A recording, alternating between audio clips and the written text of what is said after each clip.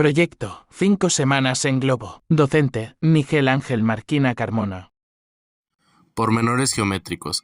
El doctor Ferguson se ocupaba desde hacía mucho tiempo de los pormenores de su expedición.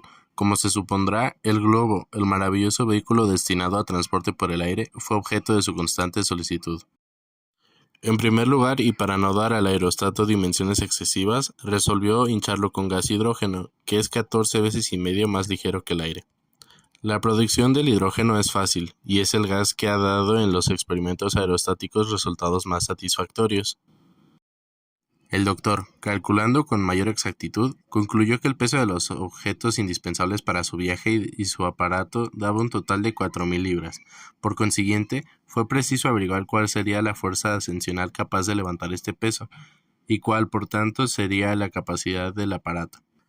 Un peso de 4.000 libras está representado por un desplazamiento de aire de 44.847 pies cúbicos, lo que equivale a decir que 44.847 pies cúbicos de aire, dando al globo esta capacidad de 44.847 pies cúbicos y llenándolo, en lugar de aire, de gas hidrógeno, que, por ser 14 veces y medio más ligero, solo pesa 266 libras.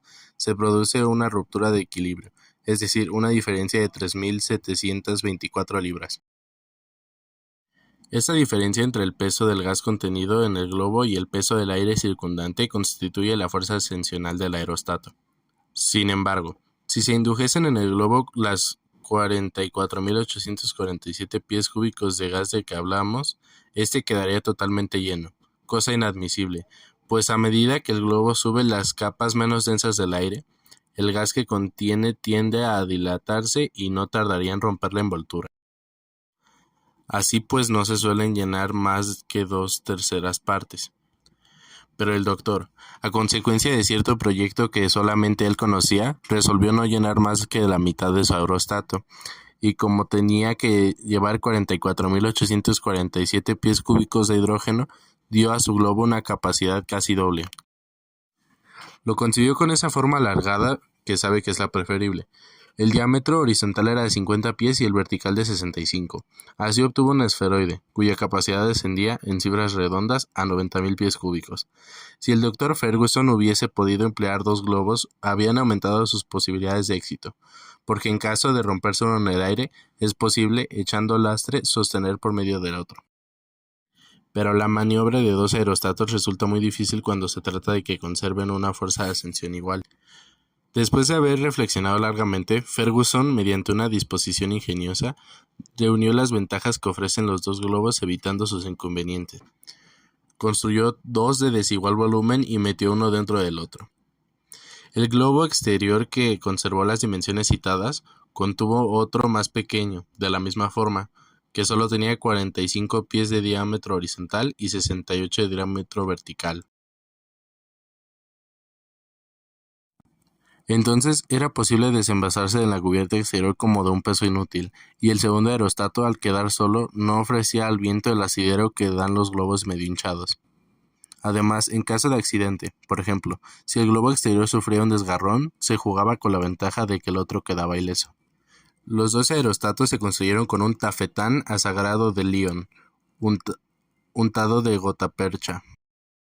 Esta sustancia gomo-resinosa está dotada de una impermeabilidad absoluta y es resistente a los ácidos y los gases. El tafetán se puso doble en el polo superior del globo, donde se realiza casi todo el esfuerzo. Esta envoltura podía retener el fluido durante un tiempo limitado. Pesaba media libra por cada 9 pies cuadrados, como la superficie del globo exterior era de 11.600 pies cuadrados.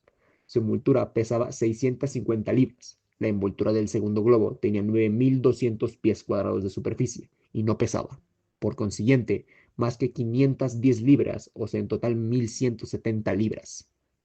La red destinada a sostener la barquilla era de cuerda de cáñamo, muy sólida. Las dos válvulas fueron objeto de cuidadosos minuciosos, tal como lo hubiera sido el gobernalle de un buque. La barquilla, de forma circular y un diámetro de 15 pies, era de miembre. Estaba reforzada con una ligera armadura de hierro y revestida en su parte inferior de resortes elásticos destinados a amortiguar los choques. Su peso y el de la red no excedían 280 libras. El doctor hizo construir además 4 cajas de palastro de un grosor de 2 líneas, unidas entre sí por medio de tubos provistos de llaves. agregó en ellas un serpentín de unas 2 pulgadas de diámetro, que terminaba en 2 ramas rectas de longitud desigual, la mayor de las cuales medía 25 pies y la más corta 15. Las cajas de palastro fueron colocadas en la barquilla de modo que ocupasen el menor espacio posible. El serpentín, que no tenía que ajustarse más adelante, fue empaquetado separadamente, al igual que una pila eléctrica de Bunsen de gran potencia. El aparato había sido tan ingeniosamente ideado que no pesaba más de 700 libras, incluyendo en ellas 25 galones de agua contenidos en una caja especial. Los instrumentos destinados al viaje consistieron en 2 barómetros, 2 termómetros, 2 brújulas, un sextante, 2 cronómetros, un horizonte artificial y un altísimut para medir los objetos lejanos e inaccesibles. El observatorio de Greenwich se había puesto a disposición del doctor, pese a que éste no se proponía hacer experimentos de física, sino únicamente reconocer su dirección y determinar la posición de los principales ríos, montañas y poblaciones. Se proveyó de 3 anclas de hierro, de toda prueba, así como de una escala de seda ligera y resistente de 50 pies de longitud. Calculó igualmente el peso exacto de los víveres, que consisten en café, té, galletas, carne salada y pemmican, preparación que en un pequeño volumen contiene muchos elementos nutritivos, independientemente de una considerable reserva de aguardiente. Dispuso de 2 cajas que contenían 22 galones cada una. El consumo de estos alimentos habrá de disminuir poco a poco el peso sosteniendo por el aresato, y debía saber que el equipo de un globo en la atmósfera es de una sensibilidad extrema. La pérdida de un peso casi insignificante basta para producir un desplazamiento muy apreciable. El doctor no olvidó ni una tienda para cubrir una parte de la barquilla, ni las mantas para dormir durante el viaje, ni las escopetas del cazador con las correspondientes municiones. He aquí el resumen de sus diferentes cálculos. Kennedy, 153 libras. Joe, 120 libras. Peso del primer globo, 650 libras. Peso del segundo globo, 510 libras. Barquilla y red, 280 libras.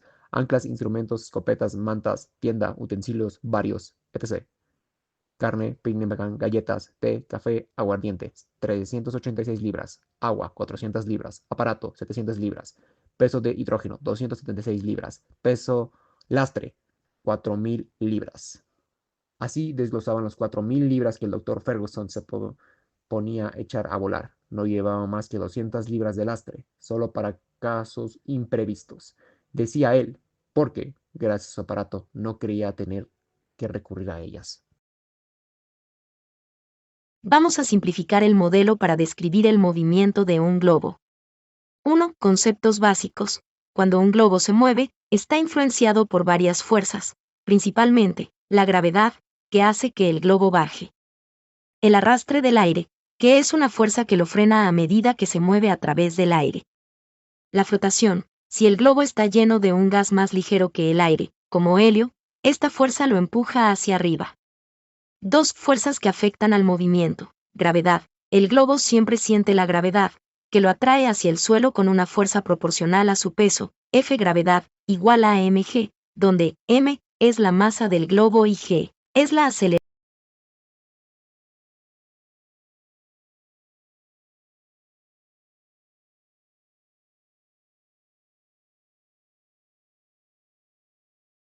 Crítica de 5 semanas en Globo de Julio Verne. Contexto histórico y científico. Escrito en 1863, 5 semanas en Globo fue la primera novela de Julio Verne en su célebre colección Viajes Extraordinarios.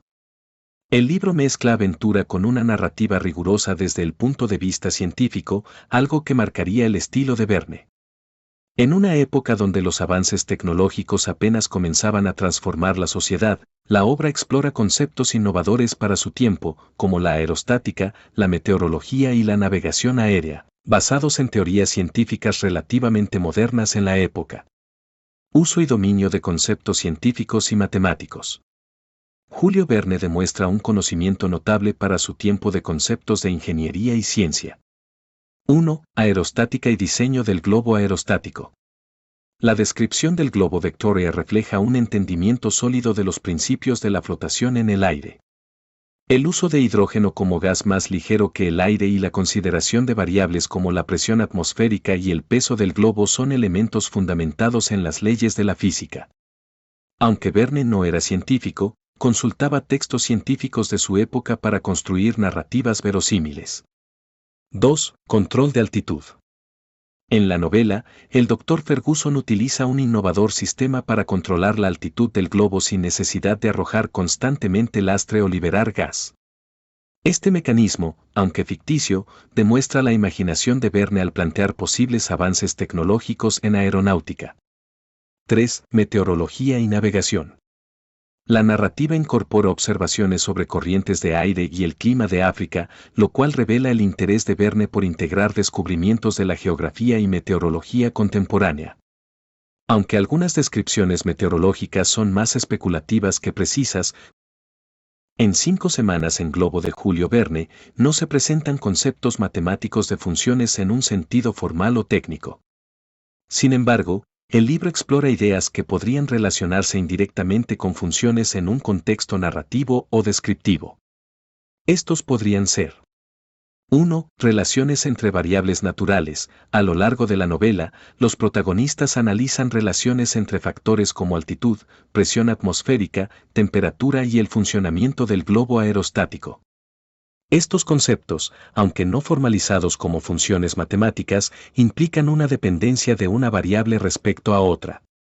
2. Planificación y resultados. El Dr. Ferguson calcula aspectos como el consumo de combustible o la dirección del viento, donde se podría interpretar que ciertas acciones producen resultados específicos, reflejando la idea de una función. 3. Adaptación tecnológica. La manera en que el globo ajusta sus movimientos al entorno, dependiendo de factores como la carga y el viento, puede describirse con relaciones causa-efecto